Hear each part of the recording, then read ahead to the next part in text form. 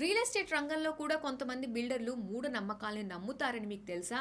కొందరు బిల్డర్లు చేసే ఒక చిన్న పొరపాటు భవిష్యత్తులో సాధారణ కొనుగోలుదారులకు పెద్ద శాపంగా మారే ప్రమాదం లేకపోలేదు. పాశ్చాత్య సంస్కృతి ప్రభావంతో 13 నెంబర్ను దురదృష్టకరంగా భావించే పలువురు బిల్డర్లు భవన నిర్మాణ ప్లాన్ లో 13వ అంతస్తు ఉన్నప్పటికీ నెంబర్లు ఇచ్చేటప్పుడు మాత్రం దాన్ని దాటివేసి నేరుగా 14వ అంతస్తుగా మారుస్తుంటారు. ఇటీవల ఈ అంశంపై Maharashtra real estate regularity authority ఇచ్చిన ఒక కీలక తీర్పు దేశవ్యాప్తంగా రియల్ ఎస్టేట్ రంగంలో చర్చనీయాంశంగా మారింది. అధికారికంగా ఆమోదించిన ప్లాన్ ను ఉల్లంఘిస్తూ బిల్డర్లు తమ ఇష్టానుసారంగా ఫ్లోర్ నెంబర్లను మార్చడానికి వీల్లేదని మహారెరా స్పష్టం చేసింది. ముంబై సమీపంలోని ఓ ప్రాజెక్ట్ బిల్డర్ మున్సిపల్ కార్పొరేషన్ నుంచి అనుమతి పొందిన అధికారిక ప్లాన్లో 13వ అంతస్తును చూపించారు. కానీ ఫ్లాట్లకు నంబర్లు ఇచ్చేటప్పుడు మాత్రం 13వ సిరీస్ ను పూర్తిగా తొలగించి ఆ అంతస్తులోని ఫ్లాట్లను 1401, 1402 అంటూ 14వ అంతస్తుగా నంబరింగ్ ఇచ్చారు.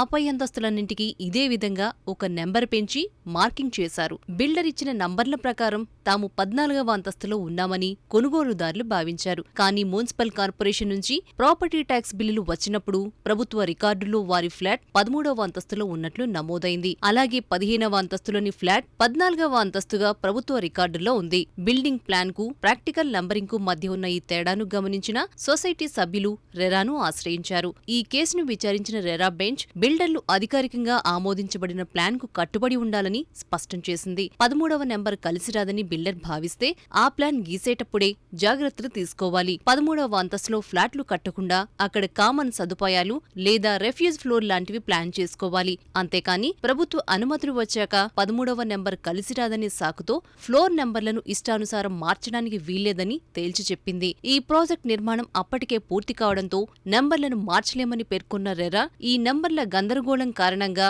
13వ అంతస్తు ఆ పై అంతస్తుల కొనుగోలుదారులు భవిష్యత్తులో ఎలాంటి చట్టపరమైన లేదా పరిపాలనాపరమైన ఇబ్బందులు ఎదుర్కొన్నా ఆ లోపాన్ని సరిచేసే పూర్తి బాధ్యత బిల్డర్దేనని ఉత్తర్వుల్లో పేర్కొంది. బిల్డర్ ఇచ్చిన నెంబర్కు ప్రభుత్వ రికార్డుల్లో ఉన్న నెంబర్కు తేడా ఉంటే కొనుగోలుదారులు తీవ్ర ఇబ్బందులు పడతారని న్యాయ నిపుణులు స్పష్టం చేస్తున్నారు. బ్యాంకులు లేదా ఆర్థిక సంస్థలు లోన్లు ఇచ్చేటప్పుడు ఆమోదిత ప్లాన్ను, రిజిస్ట్రేషన్ పత్రాలను క్షుణ్ణంగా పరిశీలిస్తారు.